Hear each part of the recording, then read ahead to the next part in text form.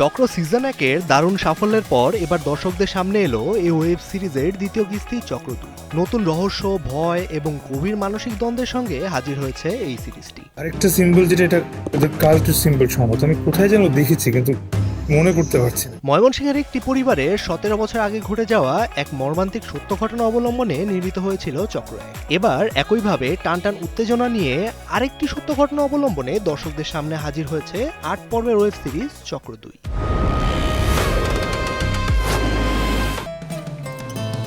Bashundhara tissue অশুদ্ধতার বিরুদ্ধে এক বিন্দুও ছাড় নয়। ওয়েব সিরিজটি নিয়ে অভিনয় শিল্পী তৌসিফ মাহবুব, আজমেরি হক বাঁধন, মেঘলা মুক্তা ও মৌসুমী মৌ সহ আরও অনেকে তাদের অভিজ্ঞতা দর্শকদের সাথে ভাগ করে নেন। একরকম ভাবে বলতেই পারি যে পুলসিরাত পার করেছি। সিরিজটি মানুষ পছন্দ করেছে এবং দেশ বিদেশ থেকে আমার ইনবক্স কমপ্লিটলি ফ্লাডেড। আইস্ক্রিনে এই প্রথম আমার কাজ, আমি আগে আইস্ক্রিনের সাথে কাজ করিনি। ভীষণ ভালো লাগলো ভিকির সাথে কাজ করে।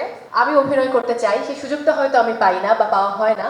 ভিকি ভাইয়া যে আমার উপর এতটুকু আস্থা রাখলেন এবং এই চ্যালেঞ্জটা তিনি নিলেন, আমাকে এরকম একটা কাস্ট করলেন তিনি জেনে যে মেয়েটি অন্ধ। সো ভিকি ভাইয়ার প্রতি আমি আন্তরিকভাবে কৃতজ্ঞ। প্রাপ্ত সাফল্য নিয়ে নির্মাতা ভিকি জায়েদ বলেন, he is the writer of the last episode of চক্র সিজন 2।